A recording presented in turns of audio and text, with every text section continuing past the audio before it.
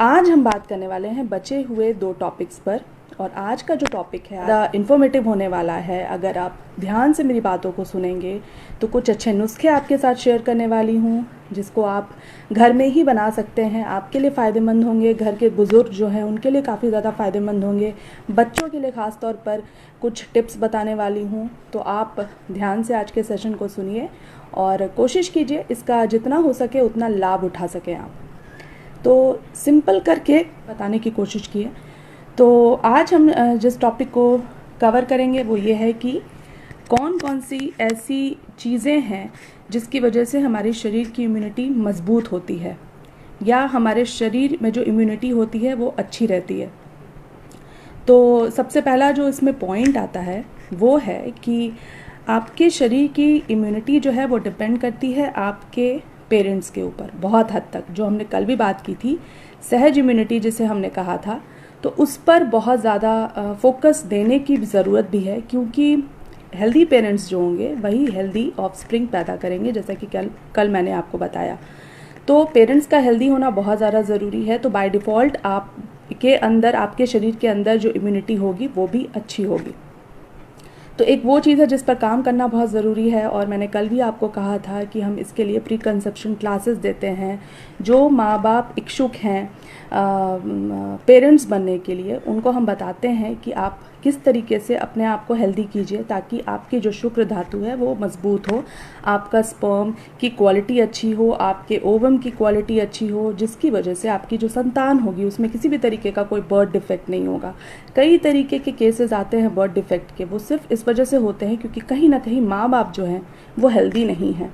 तो उसके लिए वो क्लासेस अगर आप चाहें तो ज्वाइन कर सकते हैं। तो अगर आप चाहते हैं कि आपकी संतान हेल्दी हो तो आपको अपने हेल्थ पर काम करना अभी से शुरू कर देना होगा, क्योंकि उनकी इम्यूनिटी जो है, बच्चों की इम्यूनिटी जो है वो आप पर डिपेंड करती है। तो ये पॉइंट मैंने क्लियर करने की कोशिश की है।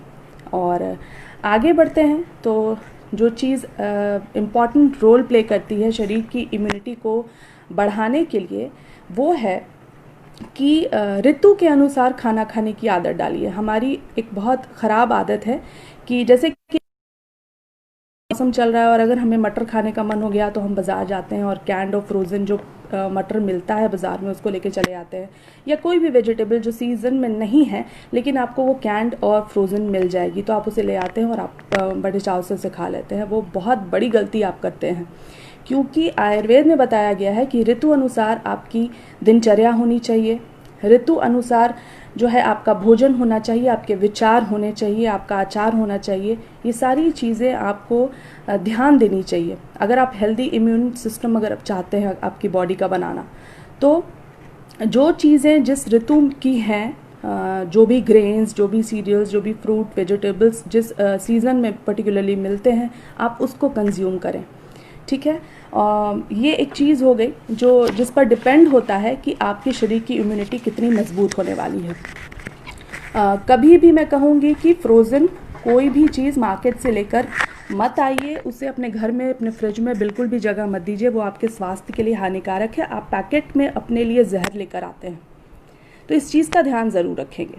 आगे बढ़ते हैं और जानते हैं कि आयुर्वेद में प्रॉपरली डिस्क्राइब किया गया है कि आपकी दिनचर्या क्या होनी चाहिए, यानी कि डेली रिजीम आपका क्या होना चाहिए, कौन सा ऐसा तरीका है जिस तरीके से हमें अपना पूरा दिन बिताना चाहिए। सुबह जल्दी उठने से लेकर उठने के बाद हमें कौन कौन से काम करने चाहिए, किस तरीके से करने चाहिए, यानी कि दांत अगर आप साफ़ कर रहे हैं तो क्या सही तरीका है उसका, चेहरे को साफ़ करने का क्या तरीका है, जीभ को साफ़ करने का क्या तरीका है, और नहाना किस तरीके से सही है, कौन कौन सी गलतियां हम वहाँ करते हैं, वो तमाम तरीके की चीज़ें, खाना पीना हमें कैसे खाना चाहिए, ये पूरा का पूरा डिस्क्रिप्शन, आपका फिज़िकल एक्टिविटी किस तरीके की होनी चाहिए, पूरे दिन का जो एक रूटीन होता है उसको आयुर्वेद में डिस्क्राइब किया गया है। और ये जो है काफ़ी ज़्यादा वास्ट टॉपिक हो जाएगा, तो मैं कोशिश करूँगी कि इसके बारे में आपको अच्छी जानकारी किसी और वीडियो में डिटेल में दी जाए, क्योंकि बहुत इंपॉर्टेंट टॉपिक है ये जानना। तो जो चीज़ें हैं इसमें बेसिक, उसको मैं कभी आपके साथ ज़रूर डिस्कस करूँगी। तो ये एक दिनचर्या की पार्ट हो गई, क्योंकि यहाँ ये बताना ज़रूरी था कि हम अपने पूरे दिन को जिस तरीके से बिताते हैं वो भी बहुत ज़्यादा इन्फ्लुएंस करता है आपके शरीर की इम्यूनिटी के ऊपर।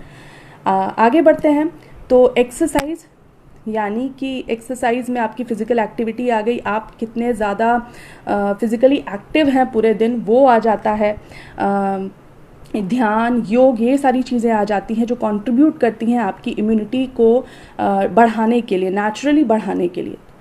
ये ज़रूर ध्यान दीजिए कि मैं जो भी चीज़ें आपको बता रही हूँ वो आपके इम्यून सिस्टम को नेचुरली जो है वो रिवाइव करेगी, उसे सही करेगी, उसके बारे में हम बात कर रहे हैं। कोई दवाइयाँ नहीं है, कुछ ऐसी चीज़ नहीं है जो मैं आपको बता रही हूँ जो आप कर नहीं सकते हैं।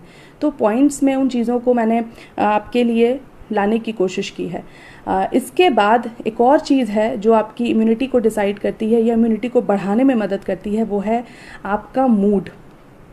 आपका खुश रहना बहुत ज़रूरी है, आपका पॉजिटिव रहना बहुत ज़रूरी है, आपका आशावादी रहना, ऑप्टिमिस्टिक रहना बहुत ज़्यादा ज़रूरी है अगर आप चाहते हैं एक हेल्दी इम्यून सिस्टम। तो ब्रेन की इम्यूनिटी के लिए भी आपको ध्यान देना चाहिए, क्योंकि अगर आप खुश रहते हैं, अगर आप पॉजिटिव रहते हैं तो आपके बॉडी में हैप्पी हार्मोन्स रिलीज़ होते हैं। ये हैप्पी हार्मोन्स जो हैं वो ऑक्सीटोसिन, सेरोटोनिन, एंडोर्फिन्स, ये तमाम तरीके के जो हार्मोन्स हैं वो हमारे ऑर्गन्स का प्रॉपर फंक्शनिंग जो है उसको करवाते हैं, सेल्स को हेल्दी रखते हैं, हमारे मूड को हेल्दी रखते हैं।